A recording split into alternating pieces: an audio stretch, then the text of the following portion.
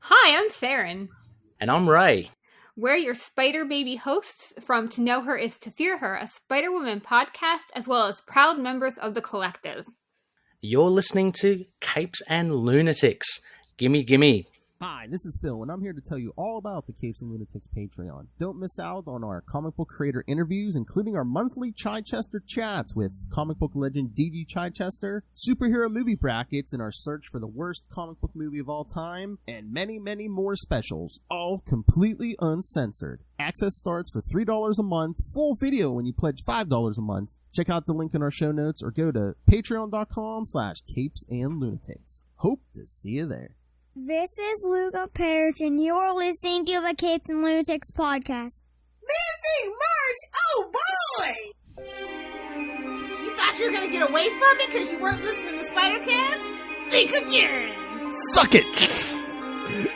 Anyway, that's right. Oh, not only is it Man-Thing March, it's another Devil's Reign podcast crossover. Part 19. We're almost there, kids. That's what she said. Anyway, welcome back to The Devil You Know, the Daredevil Podcast.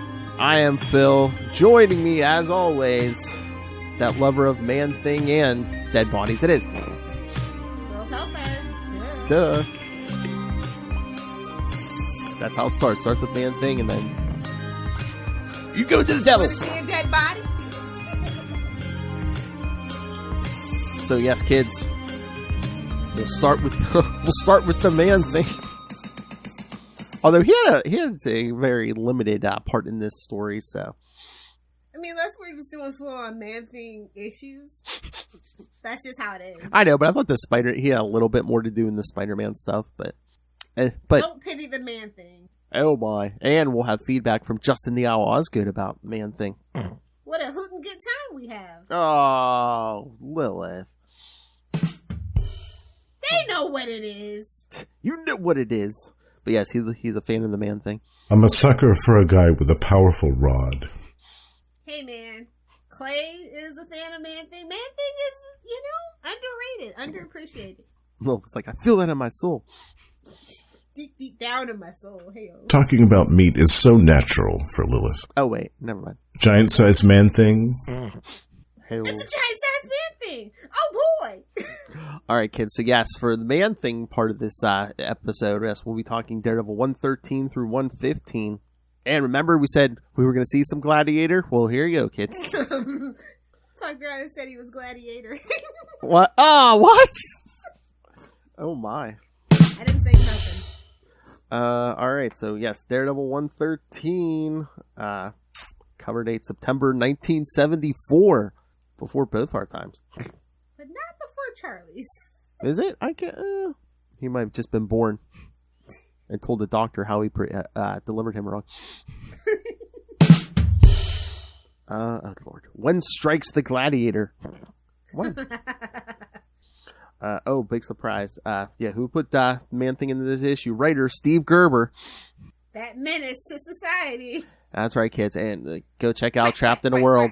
Go Trapped in a World, the Howard the Duck podcast. You know how duck penises work, right? It's a corkscrew. With Russell. Wild, like an animal. And, no. Make sure I just to get touched by a white man with cornrows. What? So make sure you rustle up some feedback. You gotta rub that one in. Alright. Steve Gerber, penciler, William Robert Brown. Billy Bob Brown. So close. That means William Robert. Come on. Inker Vince Coletta. Colorist Linda Lessman. Letterer Artie Simic. And editor Roy Thomas. Roy Thomas? I haven't heard that name in ages. I do declare. Are you from Huntsville? Go watch We Are the Night. Number 67. Yeah, so close. Beat to it. Jazz hands. Ayo. Following the defeat of the Mandrill. Ayo. Relatable. Think Lilith dated him in college. Relatable.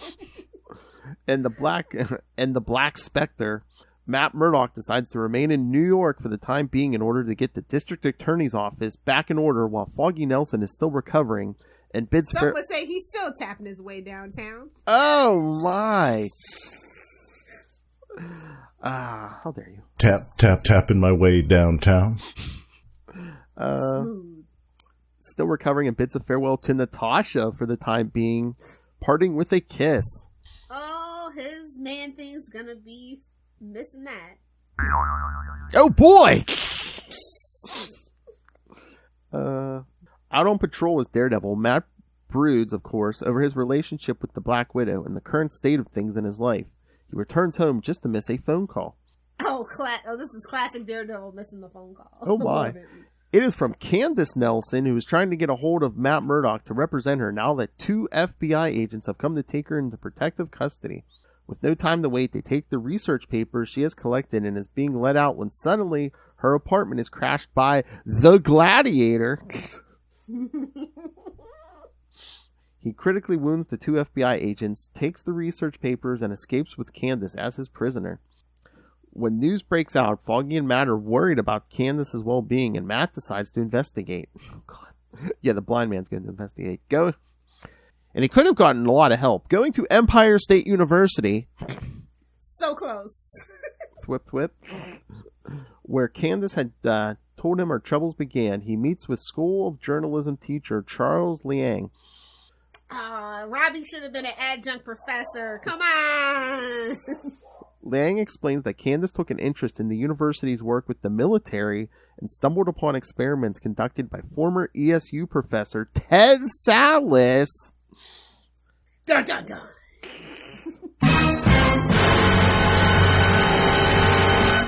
Giant-sized man thing. Oh, boy. Regarding Formula SO2 that would turn people into pollution-breathing creatures so that the current rate of profits for progress could continue unimpeded long after the pollution makes it too toxic for normal humans to live. Welcome to late-stage capitalism, boys and girls. We're making money. Just take something so you can breathe the pollution. Shut up. Actually, that would probably be neo-feudalism at that point. Yeah. Mm-hmm. Damn. Well, well, again, always capitalism. We need the money. Gimme. Sounds like something Bill Gates is doing, but that ain't my business. Gates is buttering something, but ain't my business. Somebody's muffin's getting buttered. That ain't my business. The troubling fact about this research is that none of the research or its findings ever went public, and stranger still, Salas has since gone missing in the Florida Everglades. Well, as you do, man. You want to get lost forever, go down there for sure. Well, you know, then you go on a Lilith Hellfire quest for that giant-sized man thing. It's a giant-sized man thing. Just follow the armadillos. Hey, well. Are you sure it's the armadillos? Let me get a ride on your alligator back, bro. Phil loves perpetuating Floridian stereotypes. That's at Nightwing PDP. You said it. I don't do Twinkies or toaster strudels, so. I've been here for 7 years. I can say it. You can't. Traveling out to Citrusville.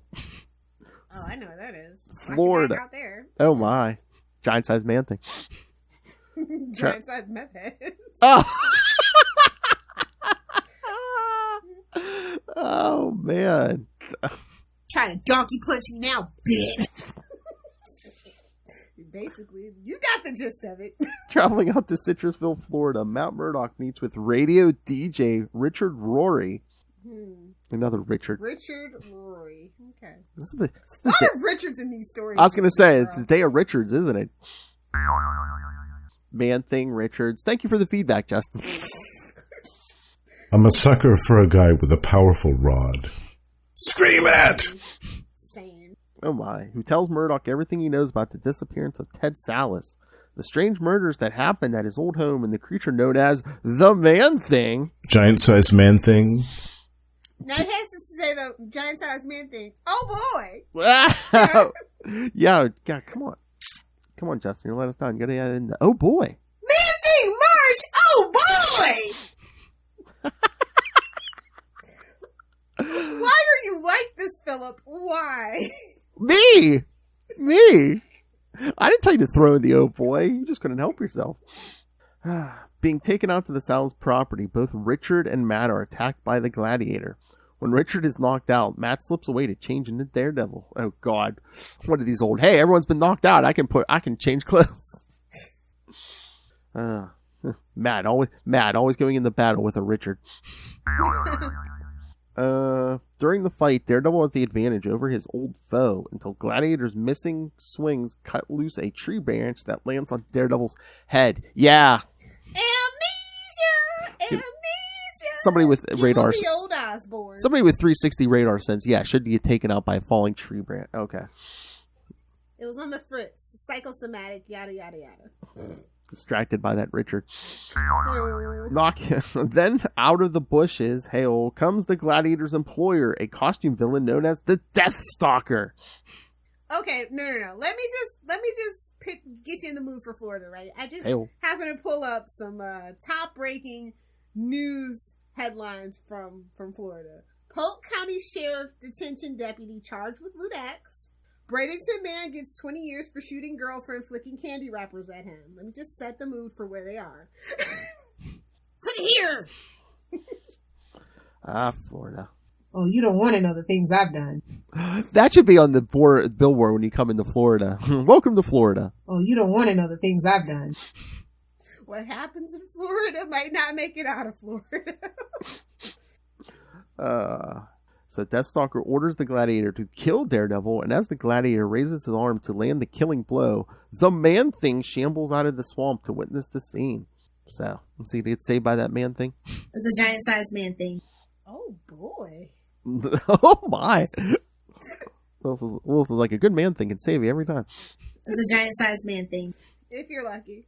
It's a rare sighting indeed. So this is the first appearance of someone as the Deathstalker. Really? You're just going to glaze past that? Okay. All right, the Eliminator. Yes, kids. Yeah, there's an old phone named the Eliminator. Sounds like a diarrhea medicine, but okay. When Kramer... Pepto-Bismol, plop, plop, fizz, fizz. When Kramer couldn't go. Exactly. Oh my. The Man-Thing appeared last in Master of Kung Fu number 19. Oh my god, Man-Thing and Master of Kung Fu. Oh my. I'm going to have to find that. Seriously, that sounds ridiculous. Shang-Chi and the Man-Thing? Oh my god. Oh my. Bro, we gotta find somewhere to talk about that. Oh, we might have to do a Redhead month, Lilith, we might have to do a Redhead month. Shauna the She-Devil appeared last in Daredevil 112. She appears next in Daredevil 117. You know, I'm always down to talk about a redhead. Wait, oh no. Was she blonde or redhead? Strawberry blonde, it counts. Okay. Oh god. Richard Rory appeared last in Giant Size Man-Thing number 1. Damn. This issue had a Series A Marvel value stamp. It was number 85. Dracula's daughter, Lilith. Oh. An issue where the Man-Thing shows up on the last page was the Lilith stamp. Somebody find that for me. Serendipity. Could probably print it out. Yeah, it's in the notes. Dracula's daughter. Nice. And yeah, so that's the notes. All right, what you think, Lilith? It's hilarious. I'm sorry. All Man-Thing stories are funny, whether they should be or not. They are to me. Richards and Man-Things. Oh boy. Man-Thing March. Oh boy. But clearly, you can tell that this is a setup issue. So. Oh yeah. But it's just funny. Like, poor Matt. Can't catch a break. Every time a girl breaks his heart, he goes and travels, if you ever notice. I love that little thematic motif, chef's kiss. I was just waiting for Foggy to be like, okay, if you can't save my sister, but yeah, don't be giving her that blind man's cane, hail.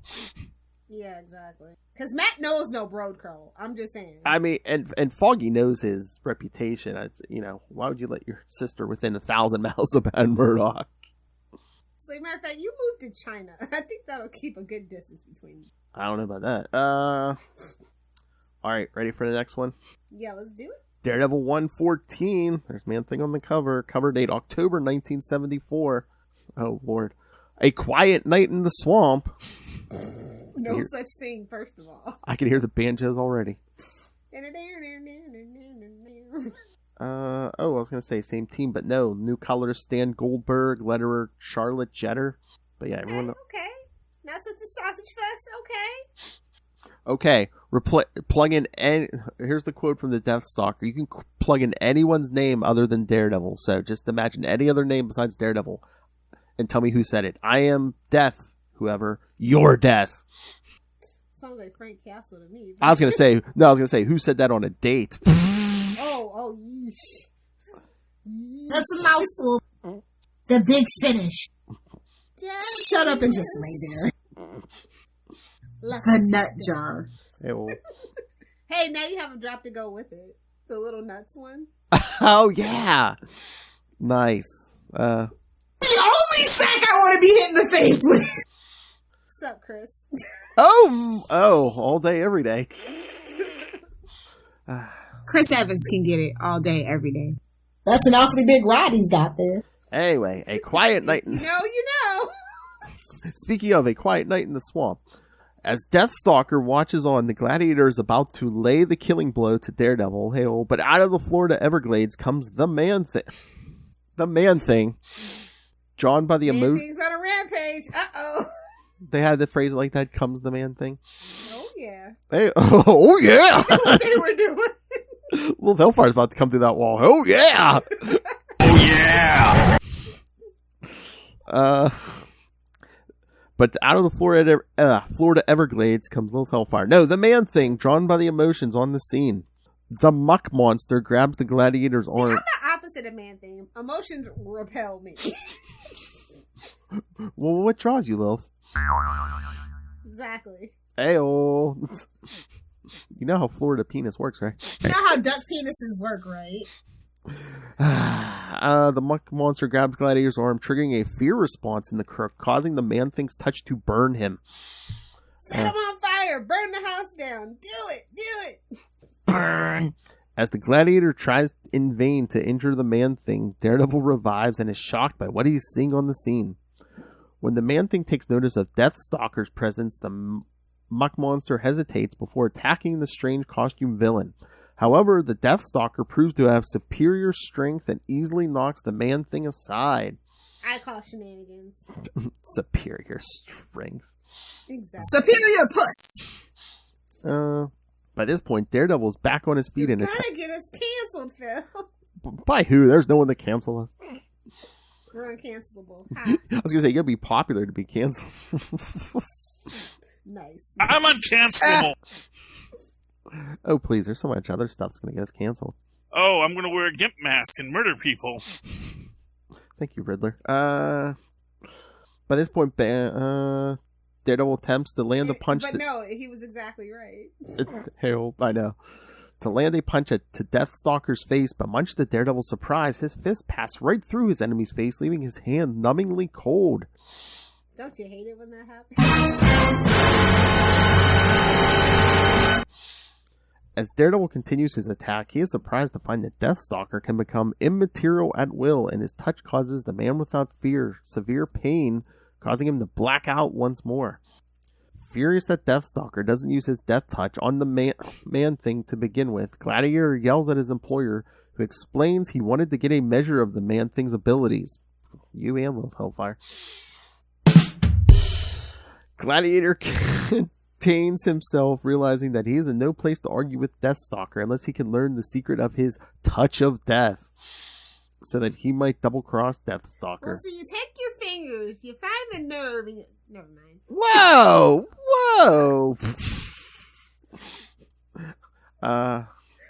Hold on. Mr. Marking that time down. No, I was gonna go to Mr. Will Allred. I hope it's going somewhere nice. Oh my god, why are we like this? No supervision whatsoever. Nope. Deathstalker decides to take Daredevil and Richard Rory back to his hideout in order to see if they have any useful information before killing them. Taking them inside Ted Salas's old home, they begin interrogating Candace Nelson over her knowledge of Operation Sulphur. Something stinks here. Interesting. Oh! Let's talk about your... While back in New York City, Foggy Nelson paces aimlessly to hear back from Matt Murdock about his missing sister when the phone rings. It is the Black Widow who is looking for Murdoch. Although she is upset, she feigns being casual in her call and tells Foggy to have him call back. You know what? In this period, no redhead could express their true feelings. You know, they all had to act all aloof. Yeah, that's redheads for you though. They're aloof and mysterious. It was either aloof redhead. Hard to pin down. It was either aloof redheads or overly emotional blondes. Looking at you, Gwen. I mean, it's a reason nobody really complains about her dying. Just saying. Drama queen. Later, when she hangs up, she realizes that now that she and Ivan are homeless. What? Matt has no way to contact her. Upset over her stupidity, the Black Widow then swings off into the air to clear her mind. Wait a minute, what? She's flipping around town too? That's right. She's a spider. Oh, she shot it out her butt and she's using it as a parasail. Wow! Can you imagine? Honestly, that's my biggest regret is that they never gave Black Widow like arachnid powers. Come on, get your head out of your butt, buddy.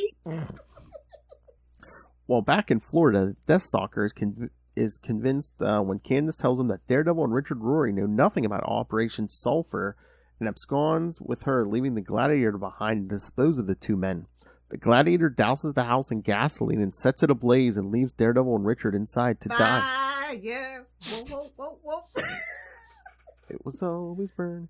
Daredevil revives and just barely manages to free himself and carry Rory outside to safety. There, Daredevil finds the man thing. He didn't have to save him. What? He didn't have to save him. Daredevil finds the man thing has taken down the Gladiator. Damn, embarrassing, bro. I mean, the right man thing can take you down, right, Lil? It's a giant-sized man thing. I hope the Vapors. I do declare. The man thing is taking down the Gladiator, and seeing that Daredevil is okay, the muck monster shambles off into the swamp once more. So, that's all the man thing can give you, kids. Daredevil then changes back into... One and done! Hey-oh. Did he get his Egg McMuffin, Lil? Hey-oh. Maybe even a Uber Black ride home. Who knows? Ooh. Well, it is giant size. Exactly. It's a giant-sized man thing. Giant size. They call it Uber XL. Ooh. It's a giant-sized man thing. Giant sized man thing gets you the extra miles, kids. All right. Daredevil then changes back into his guise of Matt Murdock and drives himself, Rory, and Gladiator out to a location where they can be found. He drives himself? The blind man? Okay. I know. Wait for Richard Rory to wake up and be like, "How did we get here?" Oh, well, luckily I just happened to hit the gas. Luckily, there's only like 6 pedestrians underneath our wheels, so we didn't hit any trees or nothing. And later, when Rory questions what might have happened, Matt feigns not knowing what happened either. Oh God, Matt, I was unconscious too. Guess you could say Daredevil drew him out there. It's kind of true. Contacting. It's not a lie if you believe it, Jerry. Well, he is Daredevil. Exactly. Contacting Foggy to reconnect. Foggy acts strange and is distant while on the phone and asks that Murdoch comes back to New York to discuss things further. When the call was ended, Matt realizes that there must be a trap as Foggy mentioned Daredevil being in Florida when Foggy could not have known and suspects a trap. It's a trap. Ruh-roh, Shaggy. Matt cannot be too further from the truth that the Deathstalker has both Foggy and Candace hostage, planning on killing everyone who knows about Operation Sulphur so that he can capitalize on it himself. Candace is furious at Foggy for selling out his best friend to the enemy. Dun dun dun. Alright. The Gladiator appears next in Daredevil 140. The Man Thing appears next in Giant Size Man Thing number 2. Oh boy. It's a giant-sized man thing. Oh, I'm sorry, love. Man Thing, March! Oh boy! Richard Rory appears next in Man Thing number 11. Man Thing 11, Lil. Man Thing, March! Oh boy! What? Double the trouble, double the fun.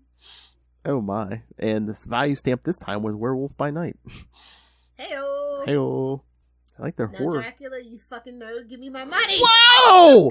Whoa! Nobody's watching. You can edit it. It's fine. It's fine. I mean, I guess you had to throw in Yeah, you had to throw in the F word, otherwise that joke would have sucked. All right, Lilith, what did you think? Enough man-thing this issue? Never enough man-thing, first of all. Here's my drop. It wasn't. Like, I feel like I hate that he's such a passenger in his own... You know what I mean? He's always being held hostage. I feel so bad for the poor muff monster. Oh, my.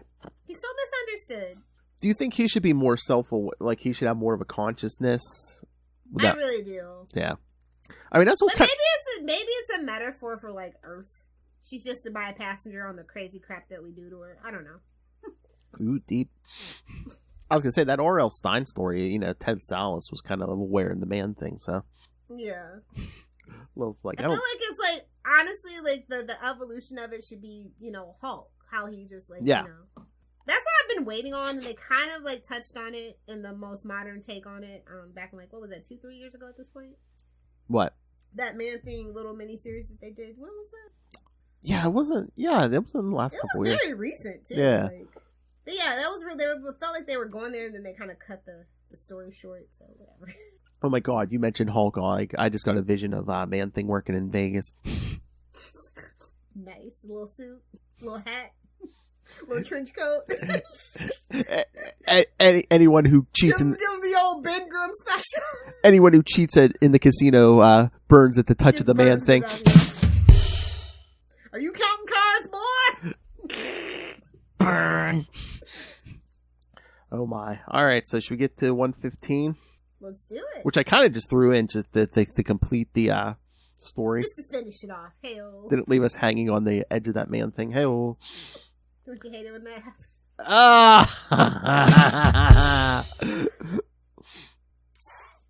You got to complete the action, right, Lilith Hellfire? Exactly. It's a giant-sized man thing. Oh, boy. Because Ray likes it hard. All right, so same team as last time. Cover date November 1974. Death stalks the city. As you do.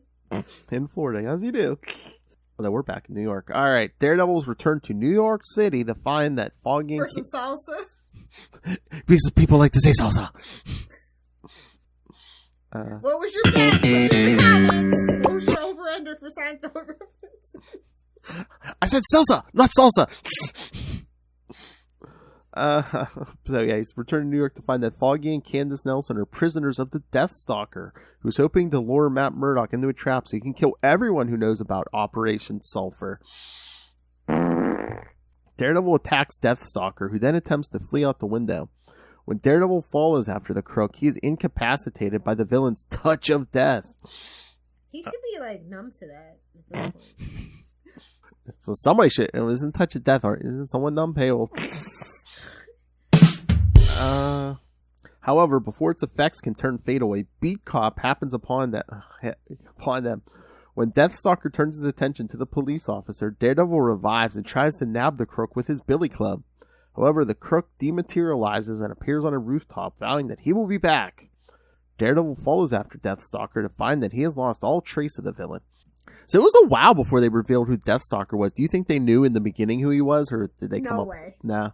Because I don't they think would have played it up if that was the case. Because they don't. They would have let us know if they knew. You know what I mean? Yeah, because they don't reveal that till what, like 150 something, isn't it? Like, we got this great new villain, but we don't know who it is. So. Because I mean, I think isn't we'll like just make it a gimmick. It's like years they dragged this out. I mean, he was like that original Hobgoblin mystery before there was Hobgoblin. Or Vulture's origin.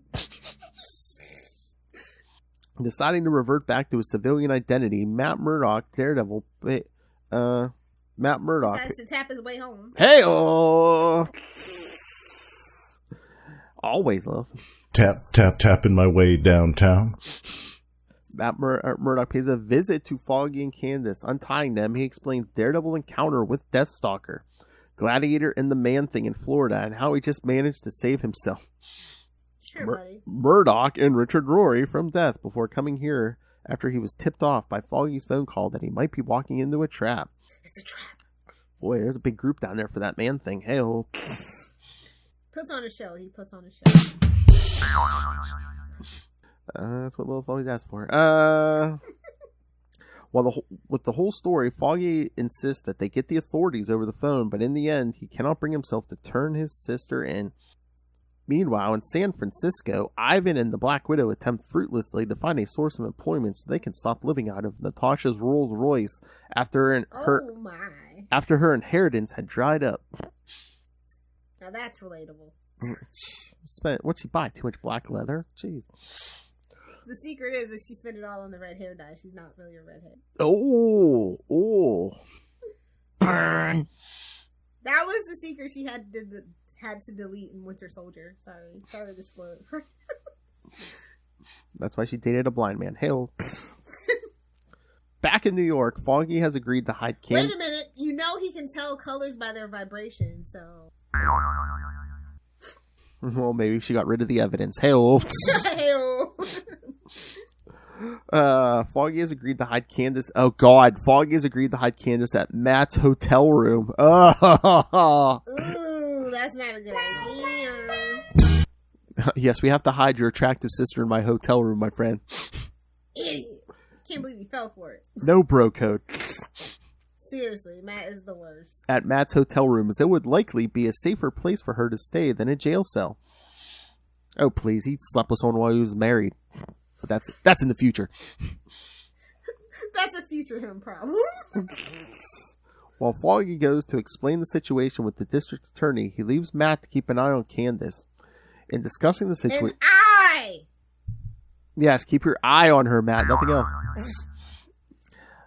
In discussing the situation with Candace, Matt realizes the potential value of Operation Sulfur would bring. In creating monsters that are immune to pollutants, it could also make them immune to radiation and biological weapons, a boon for any enemy nation that might wish to purchase the notes. Realizing nothing's going to happen with Foggy's sister, he slips out to try and track down... Alright, I'm going to get out of here. I'm going to head out. What? Nothing's going down? Okay, I'm going to go find Deathstalker. He goes out and tries to... He's got to get his jollies one way or the other, Phil. Hey-oh. He's going to use one club or another, Lilith Hellfire. Nice. The man without fear deduces that Deathstalker would be hiding out in a chemical plant. Somebody get on the line. Sure enough, upon searching through the local chemical plant, Daredevil does find Deathstalker prepping the plant with his minion, Milo. Attacking them, Daredevil... Where's Otis? That was a little bit of a deep cut, but it's fine. It'll be alright. Attacking them, Daredevil leads the Deathstalker in a fight to the finish, which ends with Deathstalker and Daredevil... Finish him! Oh my. Finish him! Which ends with Deathstalker and Daredevil's Billy Club being knocked into a vat of acid. The club destroyed and Deathstalker seemingly killed. Daredevil then swoops down and knocks out Milo, knocking the Crook's gun and Ted Salas's notes into the acid as well, destroying notes to a weapon that Daredevil thinks that no country should possess, and destroying any evidence that the government can use to build a case against Candace Nelson. Oh, that's such an... Oh, what a lawyer you are, Mr. Murdoch. Destroying evidence. Listen. Matt's not a good lawyer. I don't even know why we pretend like he's still a lawyer. Foggy's been holding that damn law firm down forever. I know. Just let it go. Matt does not need to be a lawyer. It makes no difference at this point. We have She-Hulk, man. Okay? Well, maybe that's the scene we'll better lawyer. Maybe that's what the scene we'll get in the She-Hulk series. Matt, there's rumors Matt might show up. Maybe that's her telling him he's a bad lawyer. Or idiot. Or get your head out of your butt, buddy, and take this thing seriously. Let's be honest. He's a better vigilante than he is a lawyer. So that's true. Between being a vigilante and... I'm going to the hole on principle. And a ladies' man. His sex addiction. Yeah, it's... Oh, you went there. I was trying to be, nice. In this issue, Daredevil's Billy Club is destroyed. Ivan Petrovich will quickly construct a new one of similar design in Daredevil 117. Boo. I was hoping he'd lose the Billy Club for a while. Oh my. He'll never lose that Billy Club, Hellfire. No, the other Billy Club. Oh, okay. I mean, he should see a doc. His personal Billy Club is indestructible. I'm convinced it's made out of adamantium or vibranium. One of the two. I'm just saying. I mean, it's been more than 4 hours. He should really see a doctor. It's been 86 years. He's on the blue chew. It's been 86 years. And the Marvel value stamp this time was Kill Raven. Okay. Oh, cue that guy from Guardians of the Galaxy. Who? Exactly. Yeah, don't worry, kids. No one knows except maybe Noel Tate. King of the obscure. Yes. It's not just for boys. All right. So, what you think of this one? It was solid. They wrapped it up. Kind of bummed that they actually didn't have him and Foggy's sister hook up because it's so mad. It's such a mad thing to do. I know it never happened. Well, he loves ruining his relationship with Foggy, so that's like the ultimate thing. I mean, think about that. I mean, first it was Karen, and then can you imagine that it was Foggy's sister? Yikes! I'm glad they refrained from it, but I was half expecting it. There might have been no coming back from that. I don't know. I don't know. Foggy's a pretty forgiving dude, though. That's his like toxic trait. Is yes, too forgiving. Especially back then. It's because he's fat, though. If he wasn't fat, he wouldn't be forgiving. I mean, these days he'll hold a grudge for a while, but yeah, back then he would have. Okay, Maddie, if it was only that one time. I mean, Karen and her, they're both blondes, right? Exactly. Although he dated Black Widow too, because I was about to say he has a type. Yeah, he has a type. Yeah, female and breathing. A warm hole. Female and breathing. Oh yeah, I'm going to the hole on principle. I mean, you got Typhoid Mary. You got Power of the Penis. Hey, old jazz hands. No, but I thought it was a pretty solid arc. Poor man thing. I like that they destroyed his notes though, because that was kind of like lingering out there. Exactly. So, you want to hear some Justin feedback? Yes, let's have some Justin feedback. All right. Good time. All right, kids, here we go. Justin from Tomes of Evil, the Supervillain podcast, which he'll tell you that, and the new Gamma Charge podcast, which is pretty good. I listened to the first episode of that. They covered the first 3 issues of the Hulk ever. I heard they were going to have Charlie Esser on. They probably will. Well, they're going to have me on too, but yeah. They just did No offense, Phil. When it comes to the Hulk, nobody's here for you, buddy. I know. Well, I'm going to talk Grey Hulk. Charlie's going to be talking probably Frigno and stuff. I know. I'm not the show man. I'm not the fancy man Charlie Esser is. I'm not a fancy man. You don't have the stash, buddy. Sorry.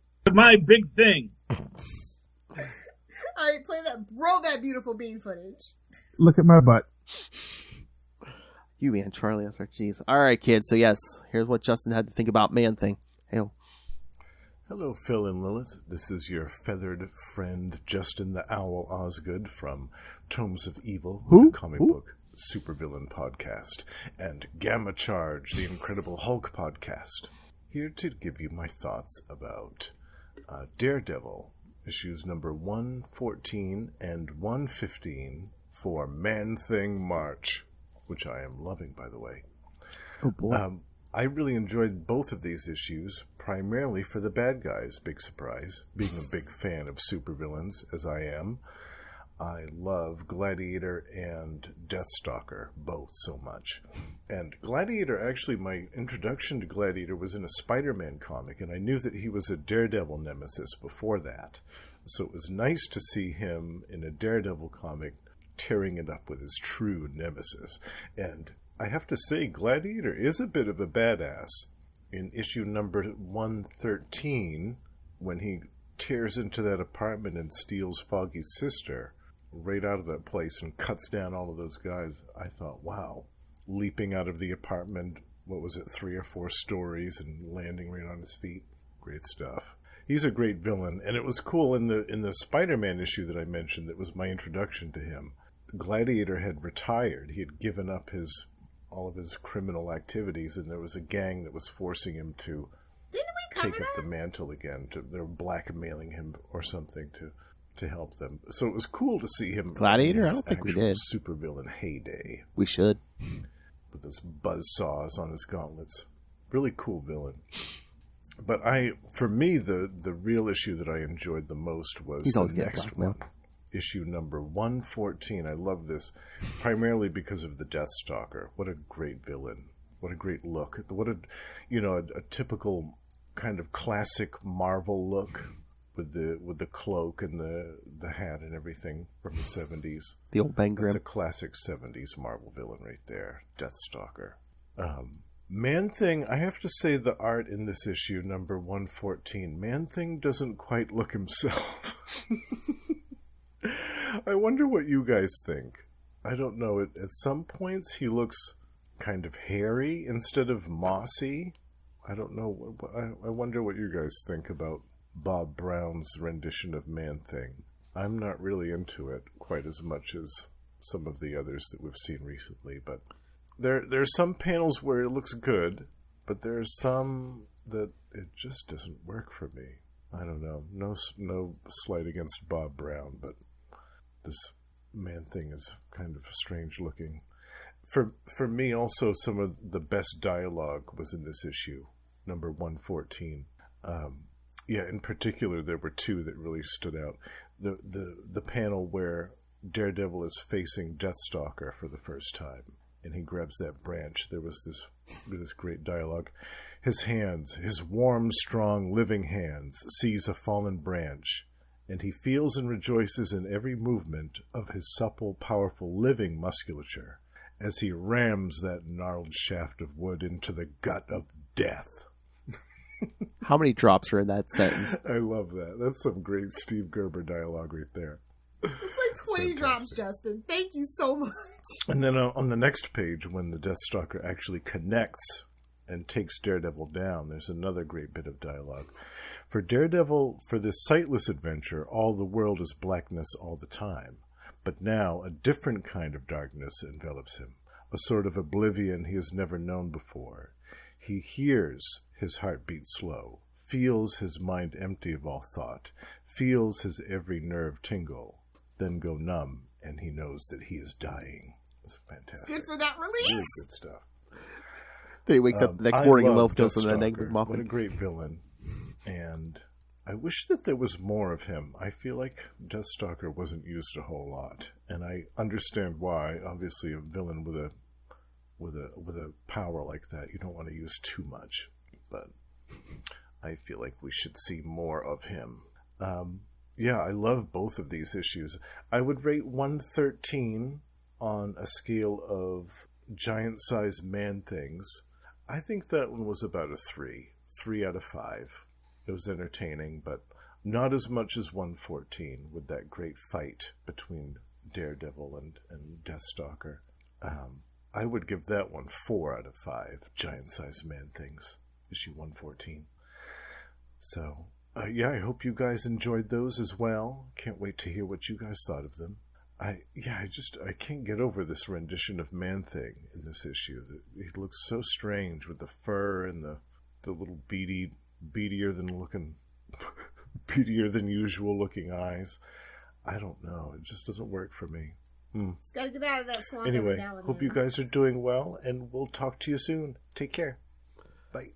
Thank you so much for the feedback, Justin, and thank you for the drops. Yes, I'll be cutting that. He didn't even know. Oh, please, they know. But yes, thank you. Yes. At this point, they should. They should just assume. Justin, one of our patrons, along with Wrestle, and of course, Old Man Ray. Old Man Ray.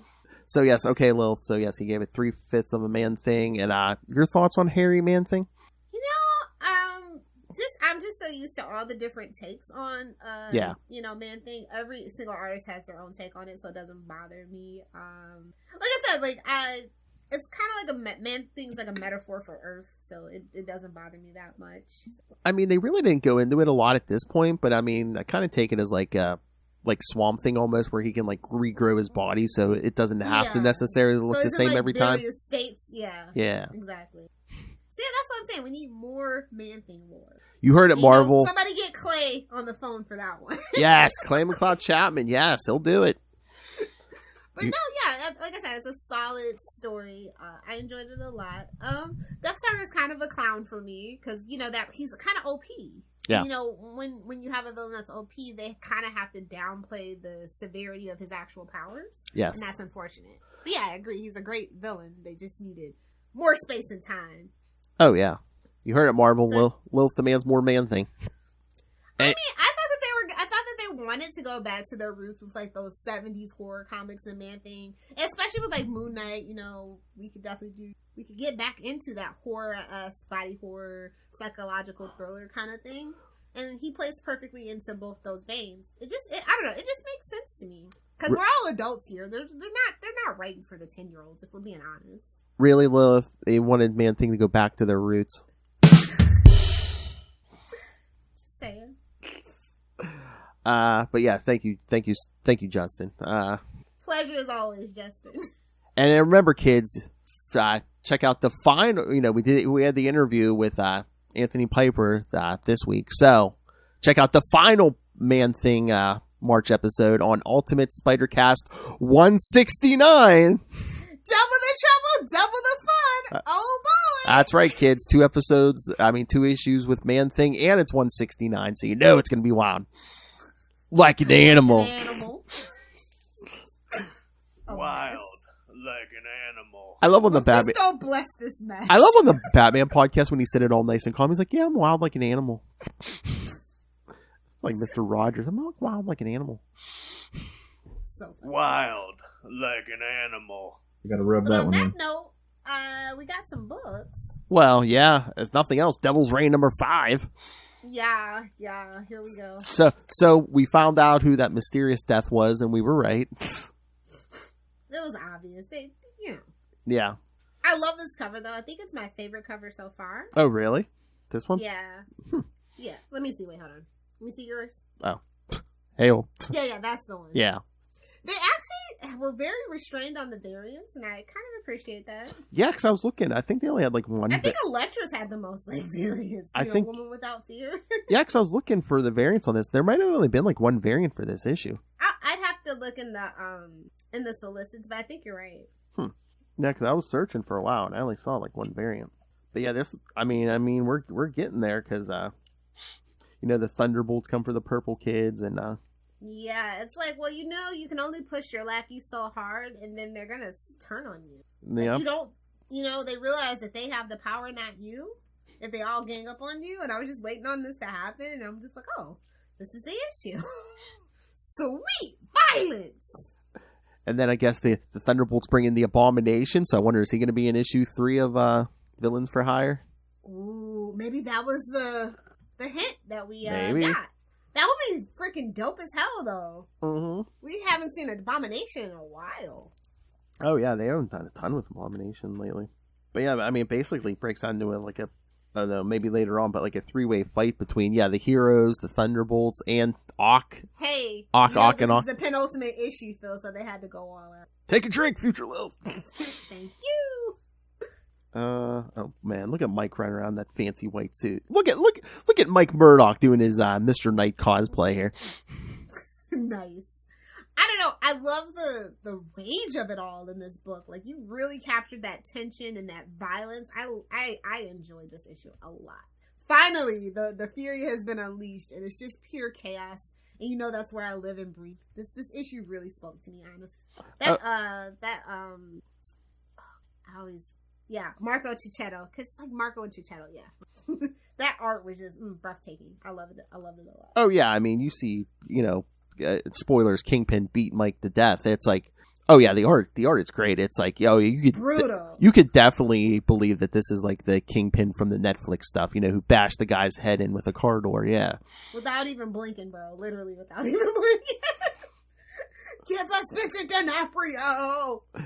I mean, hey, that series is coming to Disney Plus, so canon or not. So, well, again, he showed up in No Way. Daredevil showed up, and Charlie Cox showed up in No Way Home. Maybe he'll be in She-Hulk. Just a variant. It's fine. I don't know, man. I mean, I think I'm actually kind of excited for frickin' Doctor Strange 2, and I hate it here now. We all know secretly it's Wanda's movie, though. So exactly. I feel okay about it. It's Wanda, and then it's like, it's all going to be all about those variants and stuff. Yeah. He's the new Captain America. His movies won't really be about him, and I'm okay with that. Tom Cruise, Tony Stark. Shh, no, we don't talk. That's all right. We might get Patrick Stewart. And I love, you see, Luke Cage in this issue. It's like, oh, hey, you're still here? I thought you left the city at this point. Well, that's like Charlie and I talked about this last night. I'm like, for the Superior. Oh yeah, but he wanted to talk this issue real quick. But I was like, you know, it's like, have we heard anything about that mayoral thing? I mean, even in this main series lately? No. So there's a big plot hole missing, which is probably why we have that last book to wrap everything up. Maybe, yeah. Like discussed there is my bet. Well, Fisk is going off the rails, so maybe they're like, oh yeah, we don't need the run against Fisk for mayor. Or maybe it makes him even the most viable candidate for Marvel's New York. To be honest, let's be real. I know they had Giuliani for how long, and we all know how unhinged that man is. Yeah, well, I'm thinking that Omega issue, they're going to be like, oh yeah, well, Luke, you don't have to run. Yeah, we took Fisk down or whatever, and maybe Luke's going to make he does run and win. Well, that's what I'm saying. His own damn book again. That's what I'm thinking. So Cage can be like, you know what? I'm going to run anyway. I don't care if Fisk's out of the picture. This is a mess. Yeah. We need somebody to clean this up. We had Jameson. We had Fisk. Come on. We need somebody with a brain in it. I mean, it's time for a black man to run New York. That's probably going to be the tagline, too. A bulletproof black man, though. Exactly. Perfect. Can't take him the back. cops in line. I'm just saying. You could do worse than have Luke Cage as your mayor of New York. Come on, Marvel. I don't know why you canceled that miniseries, but after Devil's Reign, I want Luke Cage. We need to know. Come on, you want to put that on stand. Luke Cage, mayor of New York. They're like, we beat DC to it. Come on. If they keep going with I Am Batman, what if he does become mayor? Who? I Am Batman? Yeah. And then like, we beat Marvel to it. You should have done it. I don't know. I just see him being like anti-establishment. It's just like. I know he's working with the cops, so who knows? Oh, true. Well, he really didn't want to.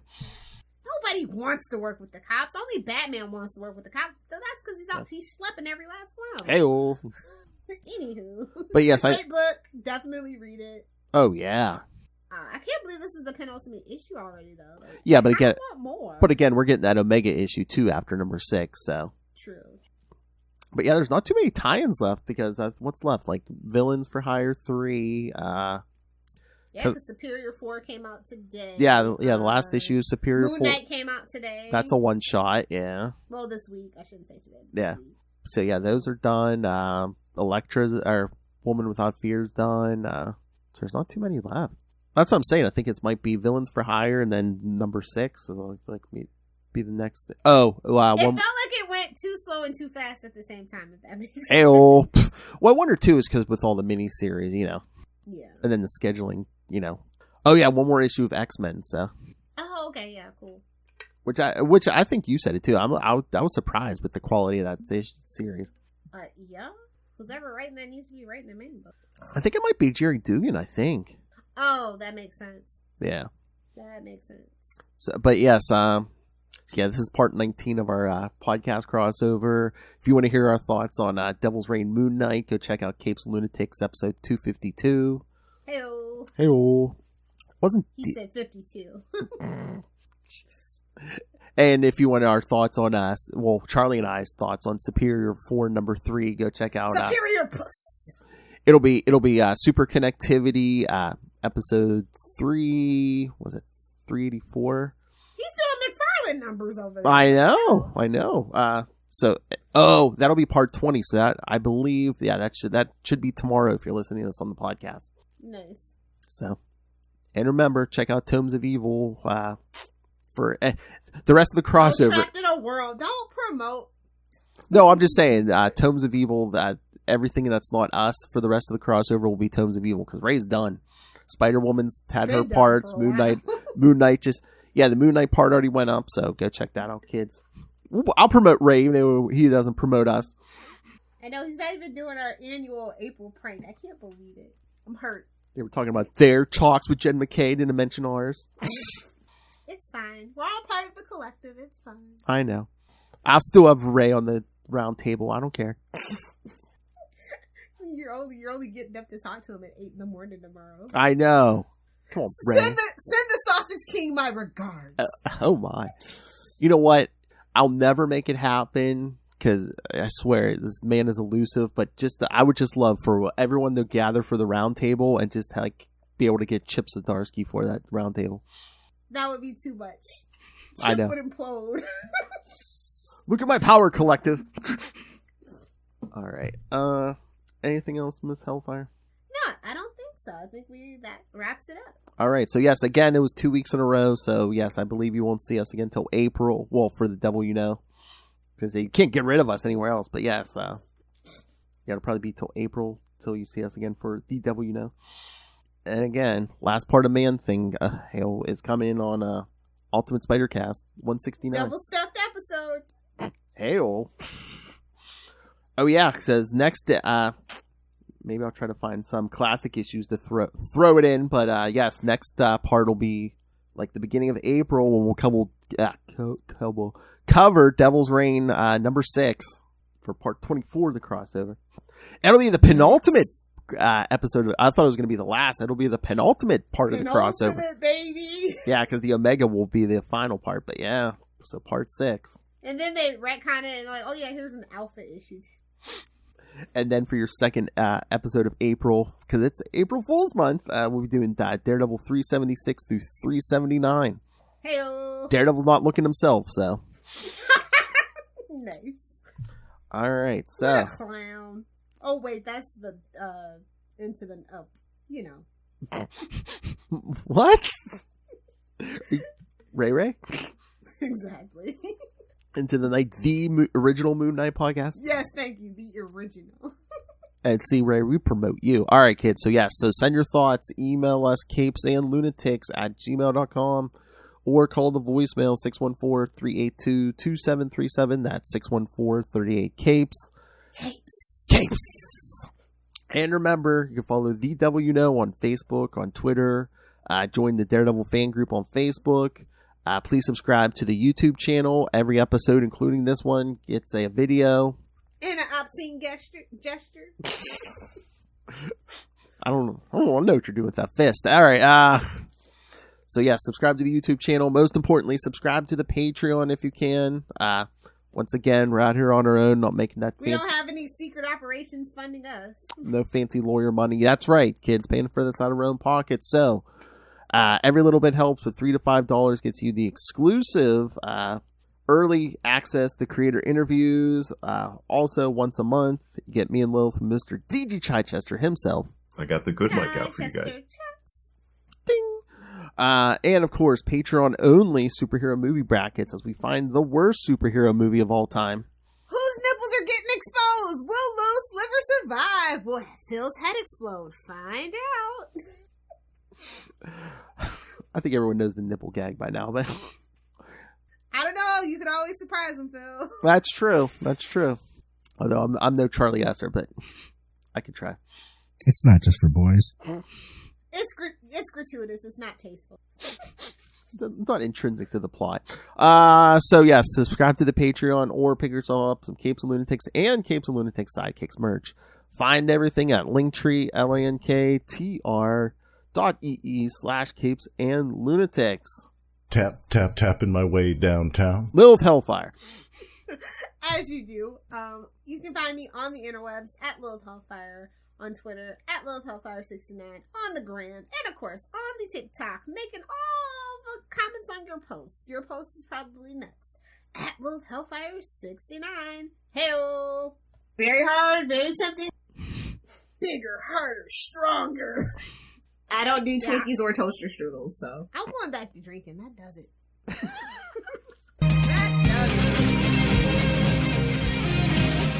We all have It's almost over. It'll be okay. We all have our vices, you have drinking. I prefer, something of the green sort. So.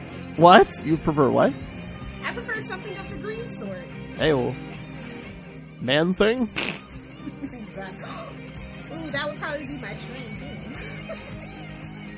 All right, kids. Thank you for joining us. Again, next time we chat, there will be Devil's Reign number 6. Kind of the end, but yeah, then we get that Omega issue set. So, the end? Kind of the penultimate. Kind of get 2 penultimate, kids. Yeah. Hey-oh. And then remember, your other episode for April, Daredevil 376 through 379. Hey-oh. Hey-oh. Come on, Phil, you've been practicing. Give it to me. What? Oh, that's true. Yes. Oh, last time. All right, kids, join us next time in April. And remember, it's better to be with the devil you know than the devil you don't. He did it, boys! It's just like the man thing. You know.